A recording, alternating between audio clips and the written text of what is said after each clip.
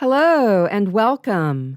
I'm Dr. Yasmine Ali, cardiologist and best-selling author, and this is my podcast, Positive Vibes on the Sunny Side. Each episode, my goal is to bring you uplifting stories and insights to inspire you to live your happiest, healthiest, most positive life. So thank you for joining me.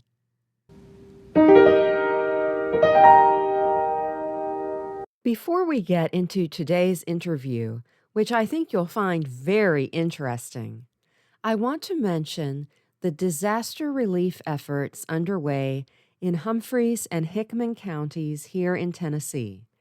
If you've read my first book, Walk Through Fire, The Train Disaster That Changed America, or listened to the very first episode of this podcast, you know that Waverly, Tennessee is my hometown, and Waverly is the county seat of Humphreys County. You also know that, unfortunately, Humphreys County and the surrounding areas have not been strangers to disasters over the years, with the most recent one being the explosion at the Accurate Energetic Systems facility on the Humphreys-Hickman County line that, so far, according to news reports, has claimed 16 lives.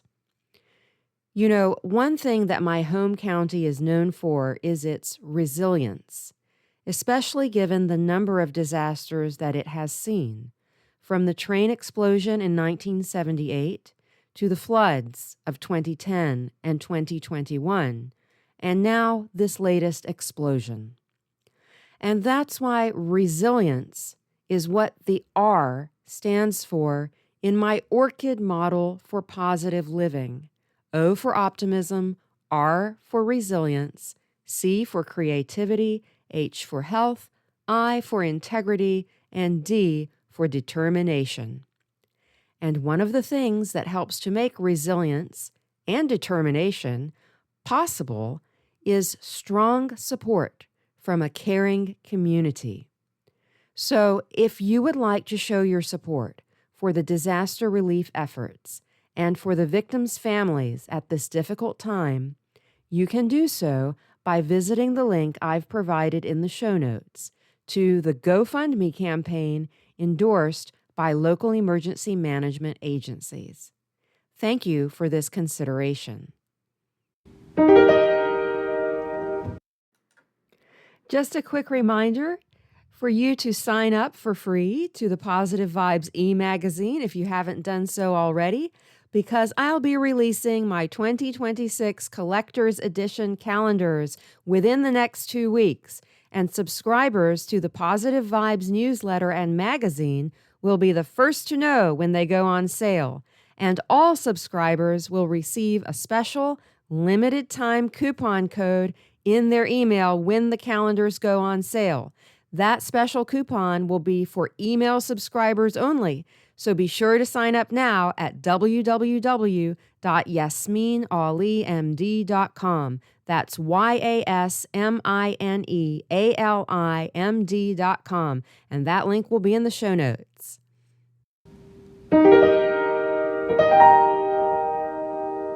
The Positive Vibes podcast strives to present a variety of viewpoints from all walks of life.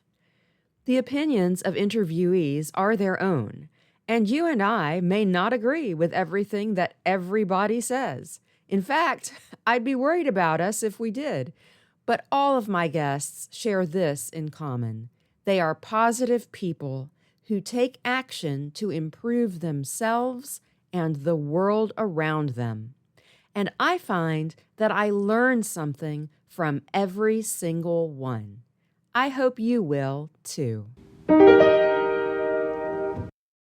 Today, I'm talking with Brian Wilson. No, not the ghost of the Beach Boys musician, although that would also be cool, but my brother-in-law.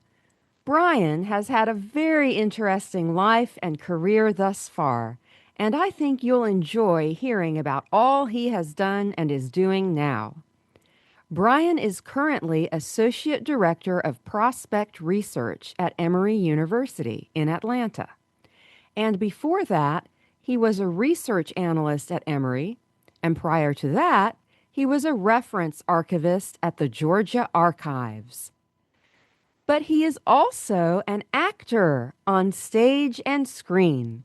And his acting credits include background roles in HBO's The Watchmen and Lovecraft Country, as well as in Marvel's Avengers Infinity War and Captain America 4 Brave New World, Walt Disney's Jungle Cruise, episodes of MacGyver, and many more. And as if that weren't enough, Brian is an author and publisher too. And we'll have a chance to get into all of the above during our conversation. So, Brian, welcome to Positive Vibes. Thank you very much for having me. I'm very happy to be here. Oh, I'm so grateful to you for doing this. And it's a lot to talk about today. So I can't wait for the audience to hear about what you've been up to. Yeah. So let's start. I like to start at the beginning when I can and just start with how you found your first career Oh, in archives. in So archives. Yes. that was interesting. Yes, because uh, at the time, I was getting my undergraduate degree at Western Carolina University, and it was in history. And I quickly found out when you have a degree like that, uh, your options are limited to either being a teacher immediately or going to graduate school. So I tried to shadow a middle school teacher in Waynesville, North Carolina, which is near where Western Carolina University is. And I quickly discovered that I had no interest in teaching at all. It took me 2 days to discover that. Um, so I started looking at programs where I could apply history. Um, and I remember I was in Waynesville, North Carolina, and there was approximately 14 inches of snow outside the house. And a brochure arrived in the mail from the graduate program at Florida State University. And on the front of the brochure was the palm tree. And I said, that looks very good right about now. Right. So I applied to the program at Florida State, which they have a program there that's in public history, and it encompasses archives and museum management work. So you kind of learn a little bit about both. And you chose archives, and why archives instead of museum management, for instance? Mainly because the program at Florida State, they put you to work immediately. And I found out that they have an institute on World War II at Florida State University. And I have an interest in World War II. And so that drew me in like immediately. But I wasn't sure whether I wanted to go into archives or museums at the time. I had an interest in both. So it gave me a chance to kind of work in both sides of that and then decide which of them I wanted to go into. And so it was the positive experience at the Institute on World War II that really set me down that path. Interesting. Is your interest in World War II purely historical, or did you have any sort of family connection? Anybody fought in World War II? Well, my father was in the Navy, and actually, he spent time in Guam and the Philippines. He worked on airplanes, and he and my mom spent a big chunk of his time in Hawaii, and so they knew a lot of people who had been at Pearl Harbor at the beginning of the war. My dad primarily was serving during Korea, but uh, a lot of their friends served in World War II. And I just heard so many stories growing up. And my mother always had an interest in World War II and would tell me stories. So that's definitely where it came from. Yeah, like me, you're a history buff. And so I think it's really neat that you were able to find an actual career for your interest in history. Um, Right. yeah, yeah. And so what archives did you first go to work at? Well, it was that program had just started a few semesters before I got there. Not the public history program, but the Institute on World War II. It was brand new. So my first semester at Florida State, I was helping them, establish guidelines and policies for new accessions that would be coming in. And there were a lot of new things that were being donated to that archive that I got to help catalog and see. And then I got to actually there is a very good oral history program at Florida State too. So I got to interview a lot of Florida State alumni who served in World War II. There were several women that worked on campus that were in the waves or the WAC. They served on campus in the Navy and in the Army Air Force, and I got to interview them and talk to them, and then catalog those interviews. So I got to be very active in actually setting that up. So that was the first, to me, archives that I worked in. But part of the program there too is you do a internship with the state archives that's in Tallahassee. So I did my sort of a senior seminar in the state archive, and it was based on that I met a lot of the people that worked at the state archives, and I was hired there right after graduation. So Okay, so help us understand what is the difference between an archives and a museum? So a museum is going to have more three-dimensional objects. They're going to have things, but that doesn't mean that an archives cannot have things as well. But an archives is primarily focused on preserving documents, paper, artifacts. It can also be film, photographs, things like that. Uh, but typically, that's how it breaks down. The museum is going to have, more objects, three-dimensional. You can put them on display. Um, for instance, when I was at the World War II Institute, we would get those oral histories, and we would have to preserve the paper in acid-free folders to prevent them from degrading. But then, I remember a typical day we would get I got a samurai sword from someone that was within the collection, or someone donated a grass skirt that they had from Pearl Harbor. And it's like we wanted to keep the collections together, and there wasn't really a museum there on campus that we could split those things up. So we would usually preserve those items with the paper collections that had come in. So, what would you say are the key responsibilities or some of the key responsibilities of an archivist? To pass things to the next generation. You're trying to preserve things as long as possible. So the first thing that I do remember my professor at Florida State telling me is, don't do anything to anything that you can't undo. Yeah. Don't use permanent ink. Don't staple anything. Don't, use metal paper clips. Try as much as possible to make that photograph, that document last as long as possible while it's in your care. So, let's talk about photographs first because, I bet that there are people out there who want to preserve old family photographs. And what do you advise them to do? How should they preserve it? Well, you want to keep them. Well, first of all, I'll back up. There are a lot of people that keep photo albums where they actually glue the photographs into the pages, and don't ever do that.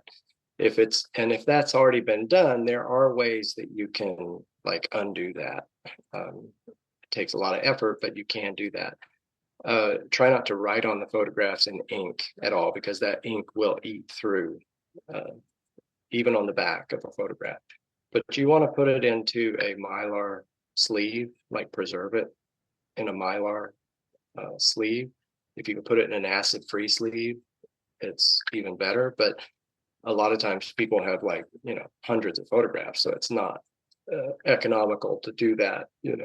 But they make, even on um, Amazon and other services, they make photo albums that are archivable, and it will say on there that they are archivable.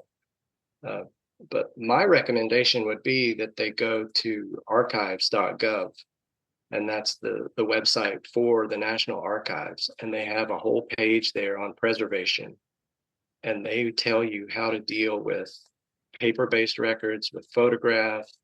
Sometimes you have bound materials where it's the binding is coming off, the spine is loose, and they tell you how to deal with all of those issues. And then if you can't or don't want to, they have services there where you can have someone else do it for you for a fee. That is great to know about, and I will put a link in the show notes to archives.gov. Uh, Okay. Also, now let's move to documents. How should people preserve important historical documents? Now, those especially, you've got to, whenever possible, put those in either an archival acid-free box, or if they're letters or important documents, you want to put those into acid-free sleeves. If if you can't do that, you at least want to keep them out of the light.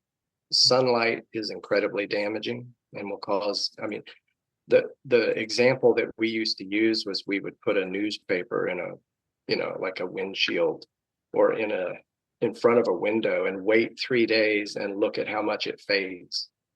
Um, so you want to keep it out of the light. You want to keep it 75 degrees or lower. You want to, as much as possible, control the temperature where you keep something, and the humidity if you can, because you don't want it to be too wet, the atmosphere, but you also don't really want it to be completely dry either.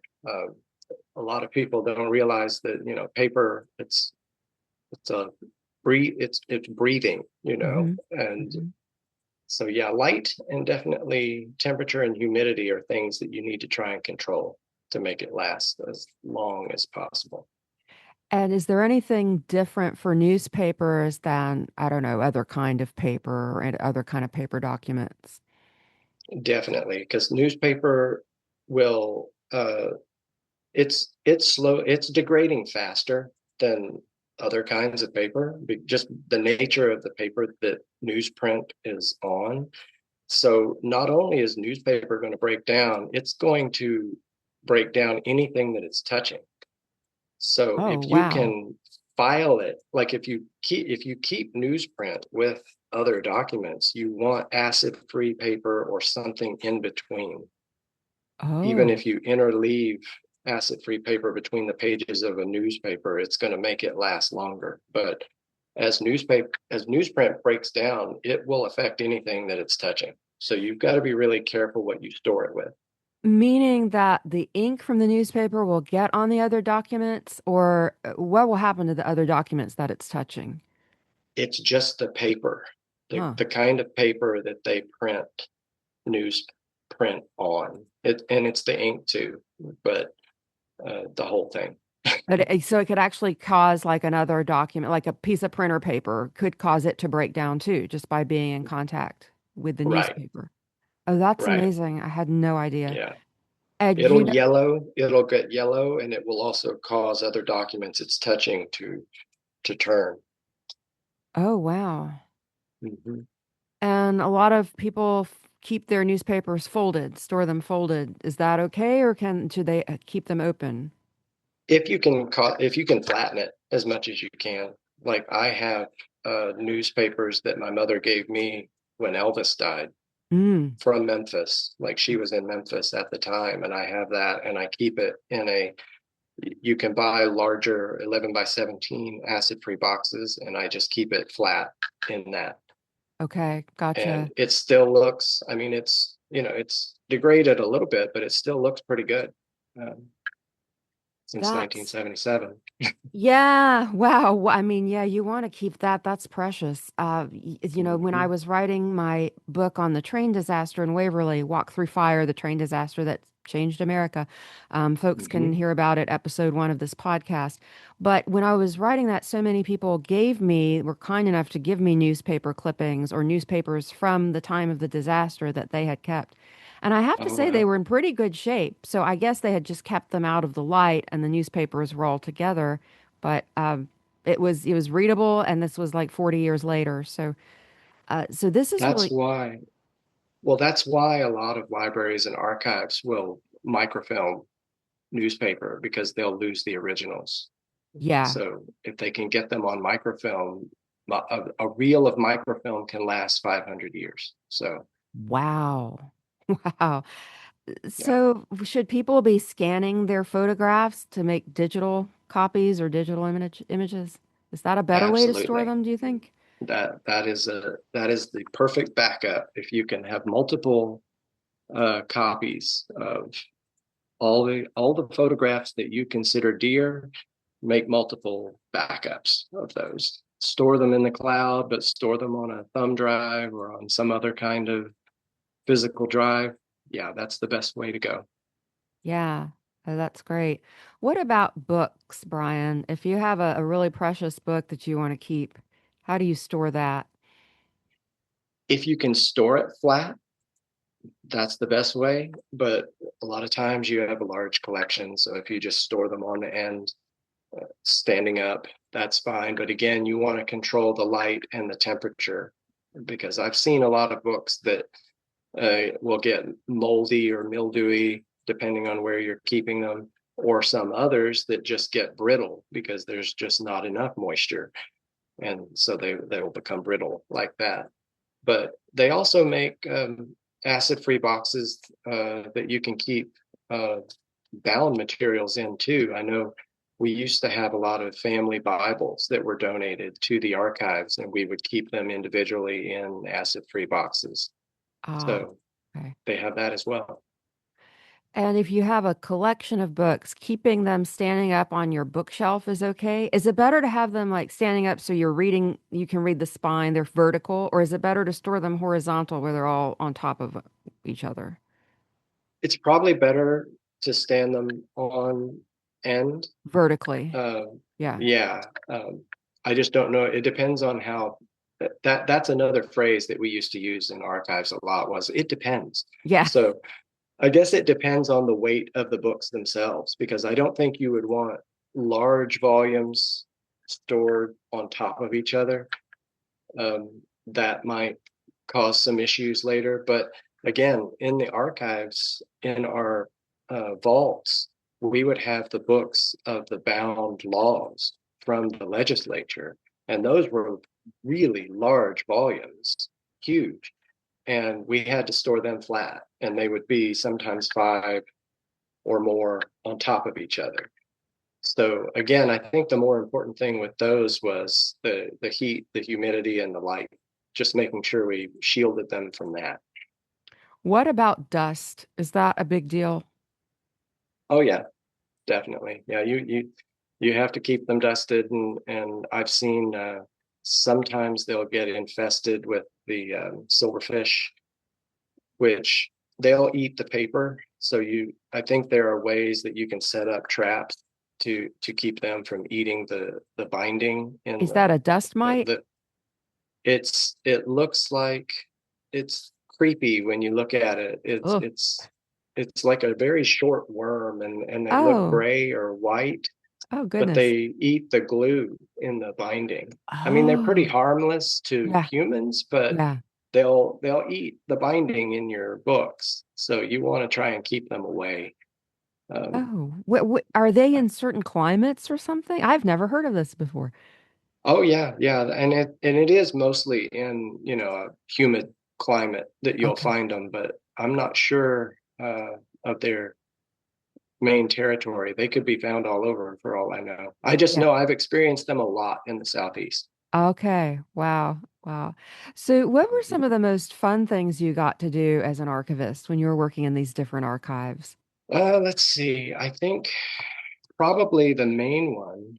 Well, I'll tell two. So in Florida, we worked with different state agencies to transfer their records to the state archives. So you would have the Secretary of State's office would regularly transfer things because an agency can't keep things forever. That's what the archives is for.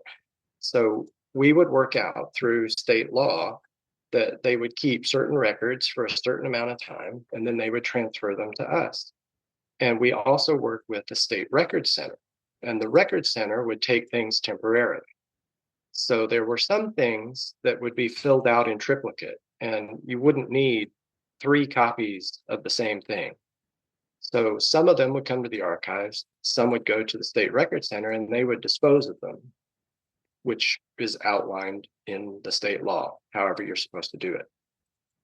But there was one agency in Florida, and it was the agriculture department, that was not regularly sending us their records. And it was mainly because the commissioner of agriculture felt that the records were his personal property. So they kept them for nearly 30 years. Oh, wow.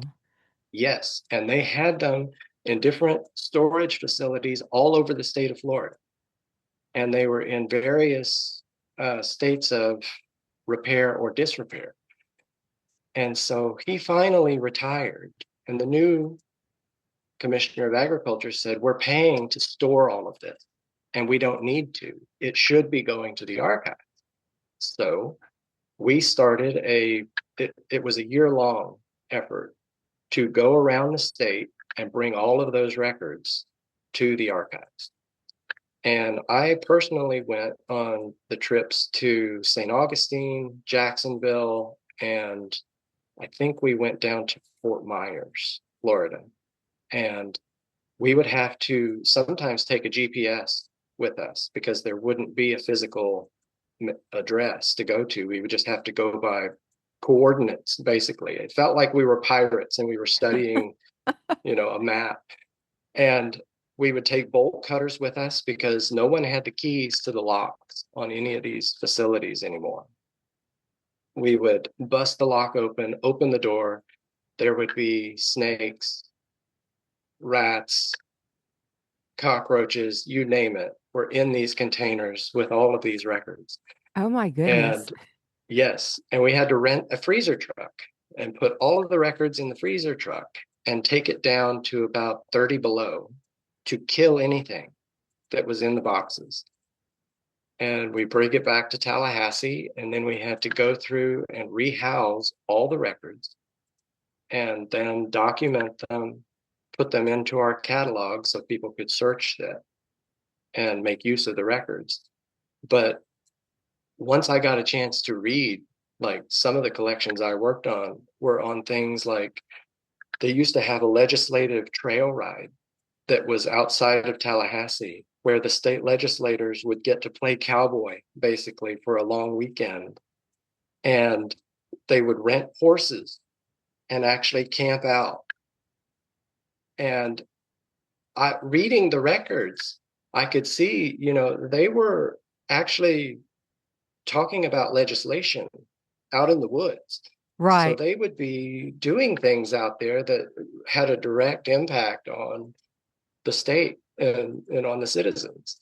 So it was just fascinating for me to read through those records and, just to think that no one would have had access to those if we hadn't actually gone out and brought all that in. So that was one interesting thing from Florida anyway. And there's a whole book on Florida that I could write. Oh, I bet. But Yeah. but in Georgia, once I worked at the state archives here in Georgia, we would have people come in and they would do research on their Revolutionary War ancestors.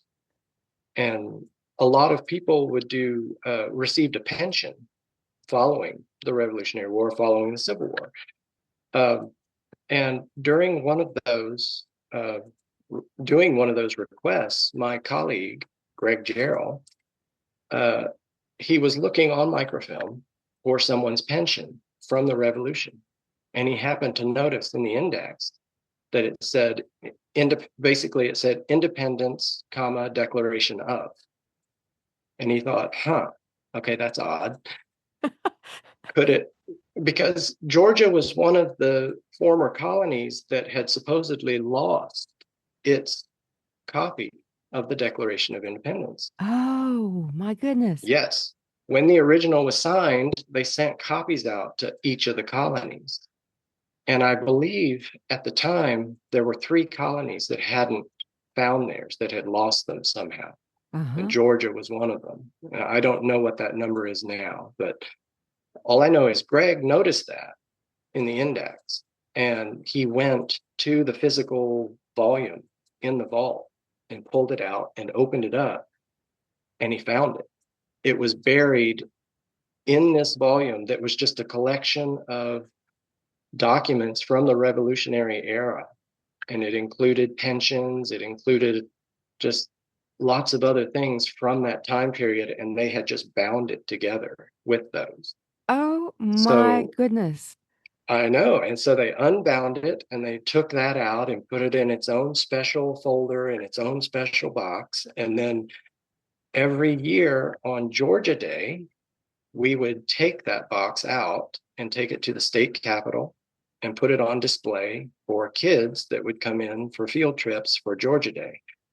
So I got the chance to do that at least twice. We would have a Georgia State trooper come to the archives and pick me up with the box, and he would give me a police escort to the Capitol to put it on display. So Oh, what an experience. That's so neat. Ah, that was pretty cool. okay. So when is Georgia Day? I believe it's in February. All right. I'm in I think Tennessee, it's, so I've never learned Georgia Day. I had no idea it existed until I started working um, at the Georgia Archives. But yes, it's February 12th. February 12th. Well, that's so neat. Well, that's a very cool story. Wow, wow, wow. And so was the Declaration of Independence, the copy of it, was it preserved? It doesn't sound like it was preserved properly if it was just It bound. was actually it was in pretty good shape, and Okay. I think that's largely because the paper and the ink that they used at that time actually stands up better than a Ah, lot of the paper and the ink that we use today. right. Okay, that makes sense. So Yeah, I want to ask you something else with your wealth of knowledge and skills as an archivist. You know, many people are affected by flooding these days and they lose their photos or their documents or so two questions. One is what can you do to protect against that, prevent them? And then the second is if it does happen, what is there anything you can do to salvage your documents or your books or anything?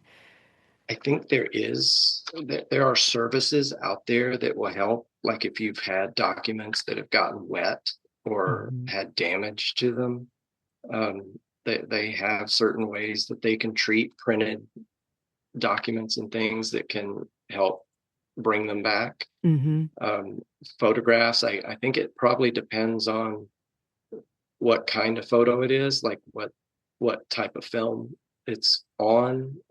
But that I think they do have ways that they can scan those and bring them back. I remember years ago there was a fire at the Los Angeles Public Library Yes, where, there is a book about that. Yeah. and there's a book about that, of what they had to do to go in and actually um, recover a lot of the books that were damaged. Not only by the fire, but also by the water and the fire retardants that they used to, just stop the fire. So there were chemical concerns, and then there was also the water, and then there was also the fire. So they were able to save a lot of things there. Um, and there's a whole industry around, you know, uh, damage recovery, things like that. Sure. But I do remember, though, when I was in Kingsport, because I was the city archivist in Kingsport, Tennessee. And within a few months of working there, we had not a flood, but there was a there was a sump pump that would suction up the rainwater that would come off the roof. And we lost power and the pump failed. Ah, And the archives in Kingsport is kept in the lower level. We weren't supposed to call it the basement, but it was in the lower level of the library building. And that pump failed, and we got over 6 inches of water mm. in the archives. Oh no. And luckily, like when I started working there, the first thing I noticed was, yes, this is indeed the basement.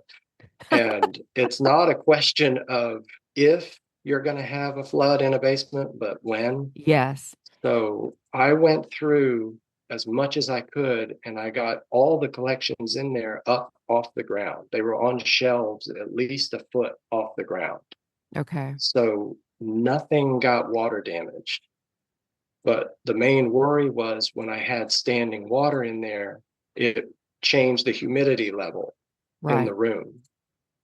And thankfully, the city of Kingsport was on the ball, and they got someone in there to suction all the water out and get dehumidifiers going.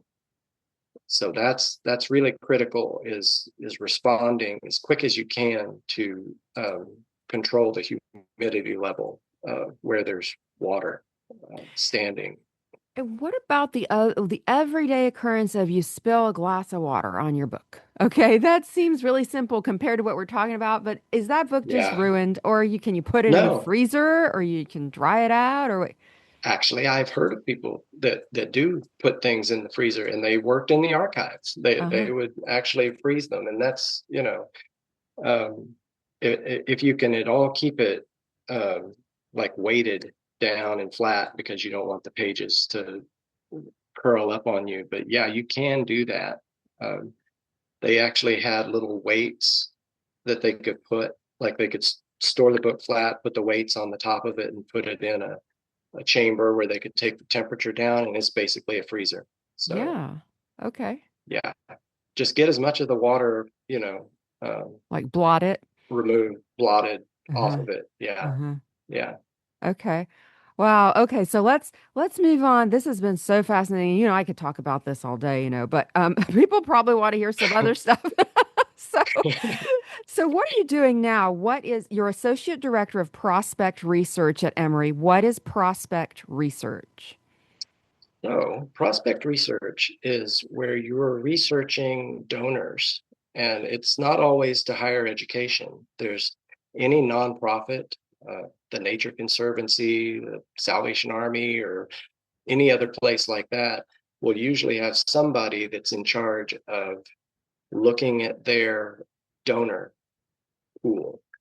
And basically, what I try to do is work with development officers in different schools or units in the university, and they try to identify people who can help with certain programs. Or we had a campaign at Emory to raise a certain amount of money. So they're looking for individuals who might have a higher capacity that can donate to the university. It's not always money, though. Sometimes you're looking for volunteers that can volunteer their time. So it's not always about money, but that's mainly what I'm doing. And Okay. Okay. I've And been there for about 15 years now. 15 years. Well, I didn't realize it'd been that long. Time flies. Yeah, So, it does. so did your skills as an archivist, it sounds like your skills as a researcher and archivist just would transfer to that, right? To the Well, prospect research as well. that's what was funny was, um, I left the state archives and I came to Emory, and I thought that I was done with doing things like genealogy or family research or anything like that. And first day on the job, my boss says, "Okay, we need you to do a family chart on the Ann Cox Chambers family." And I said, "Oh, okay, I've done this before." So so that was actually my first assignment as a prospect researcher, was doing a family chart. And it's become like it's sort of a niche thing now. I'm the one person in the research department that they send all the family related questions, because we actually, any higher education institution is going to have legacy families. So you're Hmm. going to have, the parents went there, the grandparents, sometimes even the great grandparents. There's several generations, and they like to know about legacy like that. That's important in telling the story of your institution, is to show those family connections. So that's what I get asked to do quite a bit, is to show how these two people are related, or how this family um, connects to this particular department in the school or the school itself. Uh, that's a lot of questions. I get a lot of questions about that with my Oh, current job. it is. It's very niche too. I know a lot of people who do that, although I have heard of archivists who go into genealogy as a Oh yeah, second career or as a profession. Yeah. yeah. So, I mean, for instance, there's a museum on the Emory campus that's called the Carlos Museum, and they were going to have an event where they were going to pay tribute to some of the families that had originally donated to the Carlos. And so I had it was a different kind of family research, where I wasn't looking for the ancestors necessarily. I was looking for descendants who they could invite, that could come to the event. So I had to do it both ways. I had to backtrack and find the family connections to those original people, and then try and figure out their kids and their grandkids, and then their mailing address, so that they could contact them. So, wow. yeah. I think that's really neat. And you know, Brian, to move to something else that's really cool that you do is your acting. So let's talk about your acting. And whenever I say Yeah. this acting, I have this image of the Saturday Night Live Saturday Night Live skit, Right. right? Acting. Yes. Acting. Right. John So Lovitz. so tell, how did you get into acting? And I mean, and how did you get into the film industry? And I know you've always loved movies, and just, tell us more about that. Well, that again is with my mother. So she was always a big fan of movies, and we would always watch movies together. And her brother, my uncle, we always would watch movies. So I've loved film from since I was a kid, but it wasn't just watching them. I actually would research, like, who was in the film, and who's the director, and who's the star, and go down the rabbit hole of everything about certain movies. And it just worked out that I was here in Atlanta when they really started filming here, and it became sort of, another Hollywood. And there is a casting agency, there's several casting agencies that started posting, ads for background extras on, like, Facebook. And the bigger ones, like Central Casting, they would ask you if you were interested to come into their office, and they would take your picture, profile picture, and everything like that, and have you fill out a sheet where you would put down, if you have skills, if you can juggle, if you can drive, if you're a good driver. Sometimes they need people to bring their cars in too. So you fill out this sheet, and if they have something that sort of is calling for someone that fits your profile, then you'll get a text message saying, come in. And it's not really a formal audition when you're an extra. It's more, are you available for a certain amount of time? And you're going to have to be here for at least 10-12 hours. And so if you fit that, off you go. So it just worked out that the first one that I did was an overnight shoot. So I didn't need to get time off work or anything. I just had to get permission from your sister. Yes. And so it just worked out that the first one was overnight. So it didn't cost me anything but sleep. And I had a really good experience with that one, and just kept doing it. Oh, wow. So, so you've been in some big films, some big budget films, some blockbuster films. I mean, I mentioned Marvel, Avengers, Infinity War. Yeah, yeah, I've seen these films, Brian. Where should I be looking for you in these films? Because some of these roles were your background roles. So where would we Yeah, you look have for to you? look very fast, Yeah, very look very fast, or you'll miss fast. me. Yeah, there was one, like the one for the Avengers was they used Piedmont Park here in Atlanta to stand in for Central Park in New York. Oh, And oh. there's a scene where Robert Downey Jr. and I think Benedict Cumberbatch is in that scene too.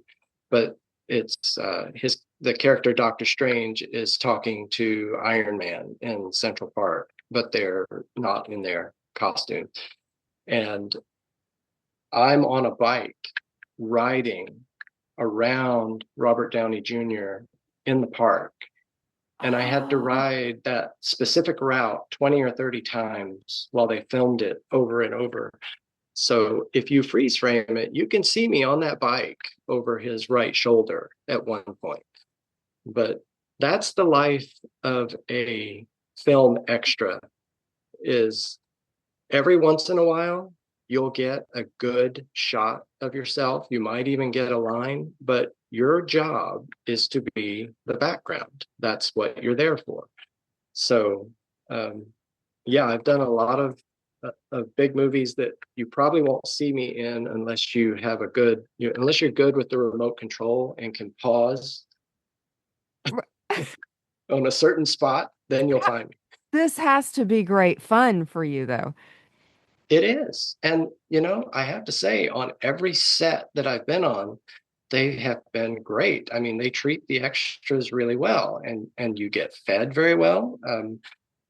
Uh, it's just and like you mentioned that I had done MacGyver, some episodes of MacGyver.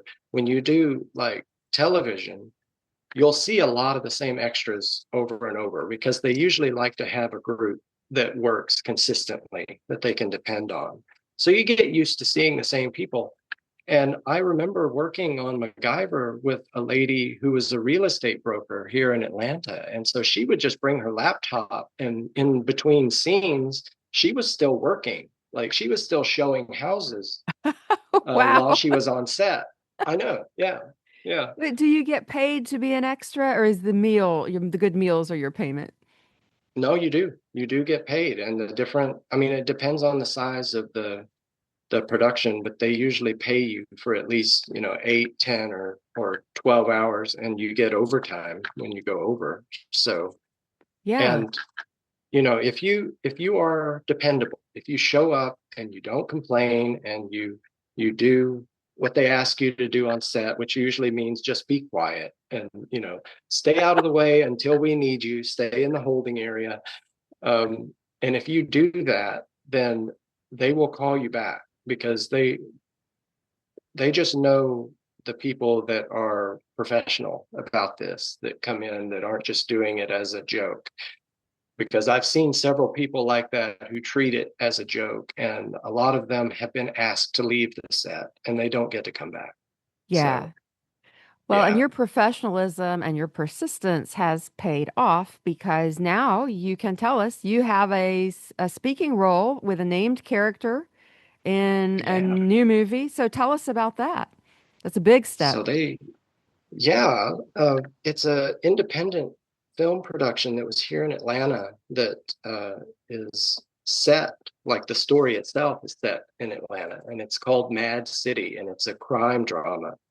And I actually got to play a detective who makes the arrest in the film. And we filmed a pretty intense interrogation scene. I didn't actually get to utter the words "book him," but I hoped that I would, but I didn't get to say that. I got to say "take him away."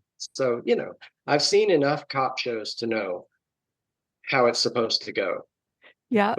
But again, the main thing that the director talked about there was that there was another extra.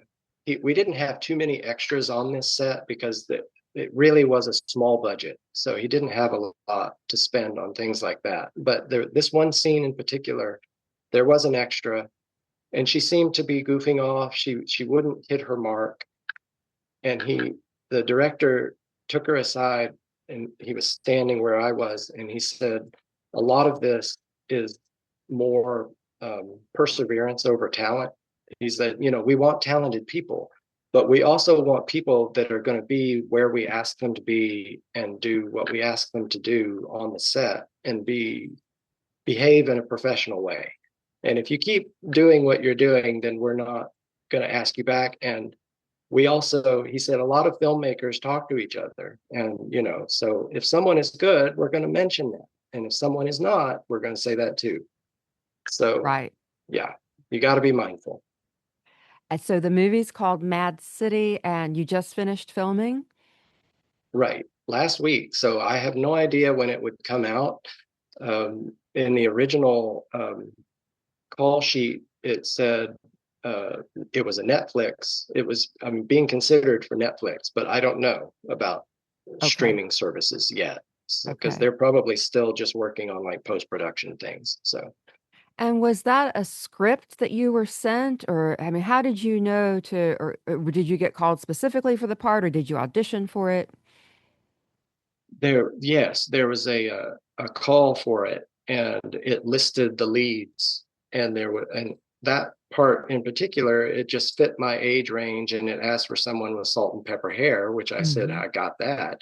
So I sent in my application. I applied for it, and a couple of weeks later, they contacted me about an audition. And so I had never been on a film audition like that before. So I really didn't know what to expect. And I went in, and there was a room with 50 people, 40 or 50 other people. And I had no idea whether they were auditioning for the same part, or I assumed they were different roles. But we're all in this room together. We're all nervous. And they had sent me 2 pages to memorize. And so we're all walking around mumbling our lines together. And then they called us in one by one, and you go into a set of tables that has the whole production staff there. And there was one person who was a reader that was reading opposite me. And they just ask you to introduce yourself into their camera, and then you start doing the scene. And then it was maybe a week after that that they let me know I got it. So How do you overcome your nerves in a situation like that? I was just trying to use it. I was trying to use that energy to just keep me, on my toes, because I had heard stories that sometimes they could go off script. Sometimes they could change the dialogue up just to see how you respond. And we did that on one day of filming where we were able to not improvise a lot, but we were able to play around with how the scene went. So it's a good exercise to do anyway.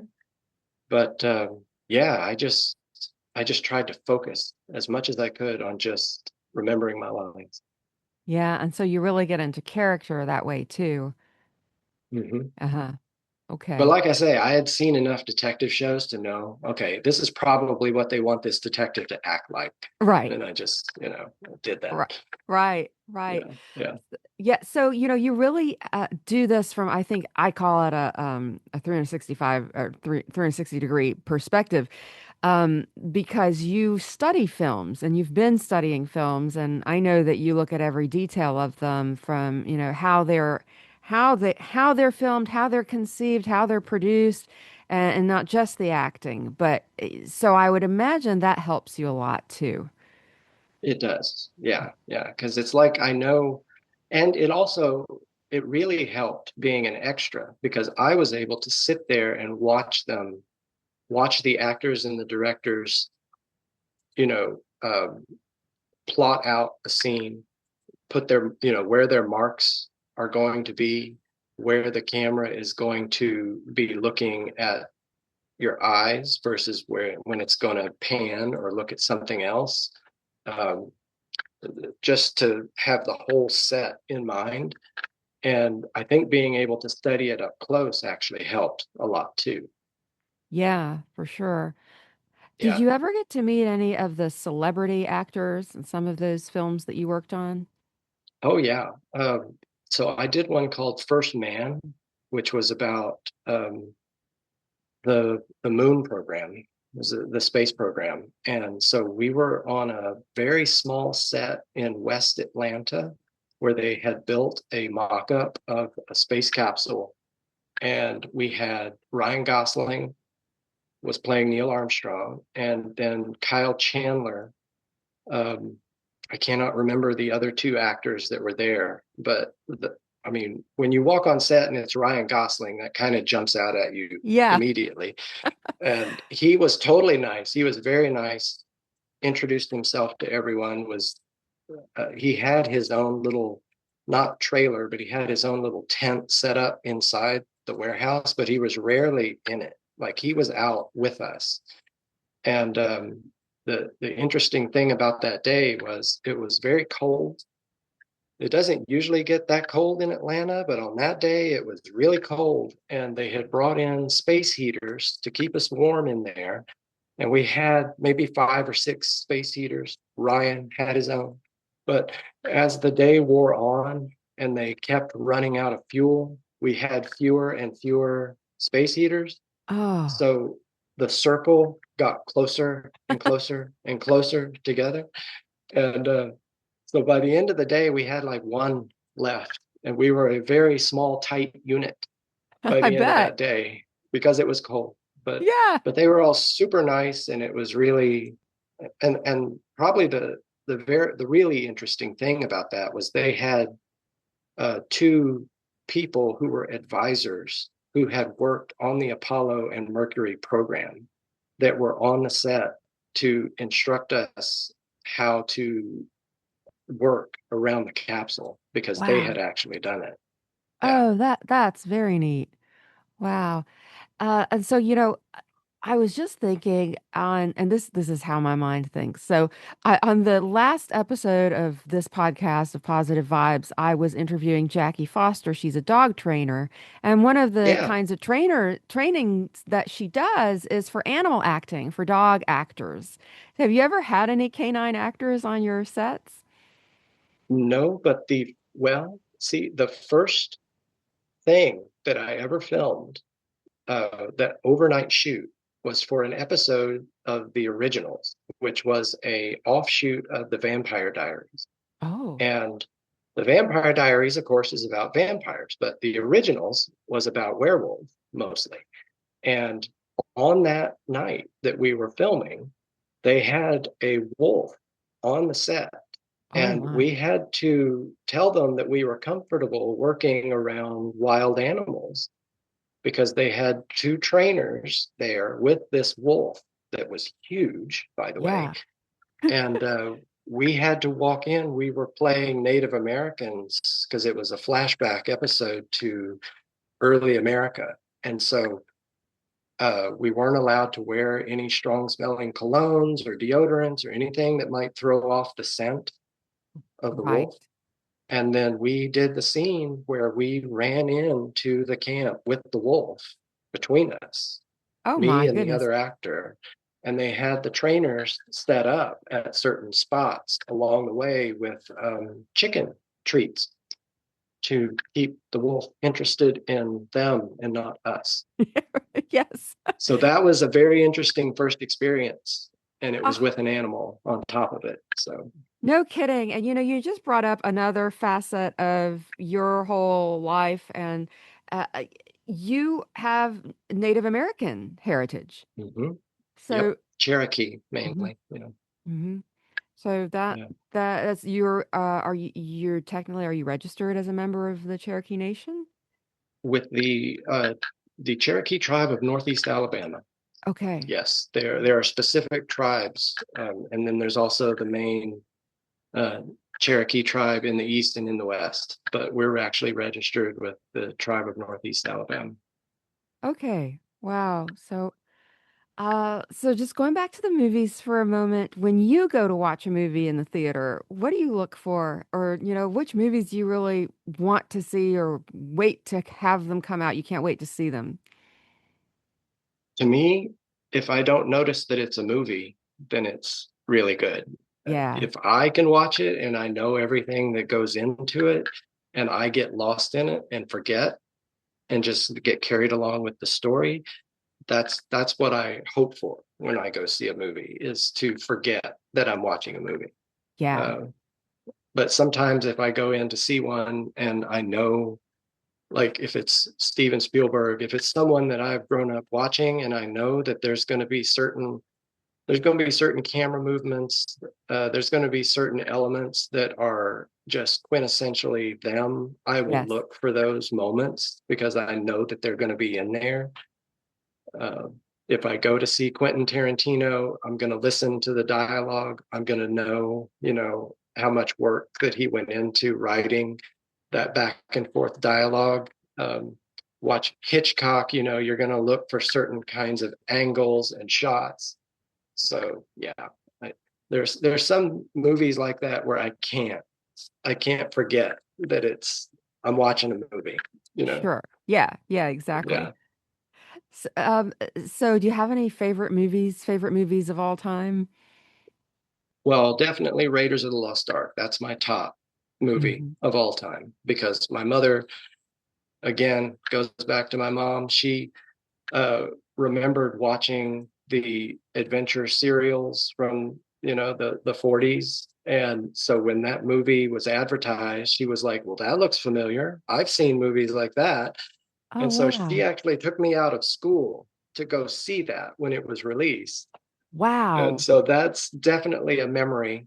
Um, and of course, Star Wars, because I saw that on the screen, the big screen. But yeah, I don't really have any particular genre that is a favorite. If it's a good movie, I'm going to love it no matter what.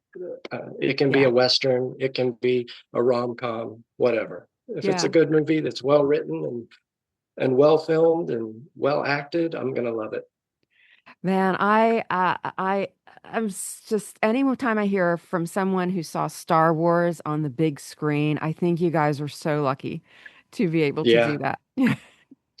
I remember the day I had uh, the chain came off of my bike, and so I turned my bike over to put the chain back on, and the chain went over my finger and cut it really badly. Yeah. And so I had to bandage it up, and then we went to the movie, and I forgot all about my finger. Well, It yeah. was like, yeah, gone. Right. Oh gosh. So Brian, we're coming toward the end of the interview, and I have a final question to ask everyone. But before I do that, is there anything else you would want listeners to know? Just that especially if they're trying to preserve their own records or their own family Bibles or anything like that, there are a ton of resources that are available. And I'll send you the link that I've got for the preservation page on the National Archives. But um, don't think that anything is too far gone, that it's lost. There's usually a way to save something and bring it back. And always make backups of all of your precious documents and photographs and everything. I always believe in having multiple copies of things just in case the worst happens. I just hate losing, you know, any kind of history. Yes, yes. No, that's great to know. And I'll put that link you send me on in the show notes when this episode goes live. So thank you for that. And I was reminded Yeah. of one more thing I want you to tell us about, and you're working on a book because you're also an author. Yeah. So going back to when I grew up in Oklahoma and, you know, did all these crazy things, back before the internet when, life was simple and When you nothing, could do nothing crazy was, things. Yeah. nothing was recorded. Right. But, Right. uh, I had all these stories from just growing up. And so I would tell them like to my sons, and half the time I didn't think they were even listening. And then like a few years later, they would say, hey, do you remember telling us about whatever? And it's like, I didn't know you remembered that. So I started taking a lot of those stories and just sort of massaging them into a single story told from the viewpoint of two friends, two boys, over the course of the summer. And it's just their adventures. It's a kid's book over the course of a summer. And Oh, a lot of neat. the experiences and stories in there are things that just happened to me. Oh, that's really neat. And I seem Yeah, to remember you were recognized in a writing contest. Was it for a first chapter that was for that first chapter. Yeah, for this book? Okay. yeah, it was for that one. Yeah, Oh, that's wonderful. Well, you have to let me know when you finish it, when you're putting it out. We'll do another podcast for that. that sounds great. Yes. Yeah, Yes. cool. So, okay, last question. You know, the motto of positive vibes is keep on the sunny side. So, Brian, Hmm. how do you keep on the sunny side? Music. If I'm ever low or down or anything, I can put on a playlist that I've made. I used to call it a mixtape, but I can put on my favorite songs, and that will instantly lift me out. So uh, it's definitely music is my go-to. Oh, that's wonderful. There's such a healing power of music. I hear that. That's Yeah, that's that's great. Well, thank you so much, Brian, again for your time and for being on the show. I really appreciate it. glad to be here. Thank you.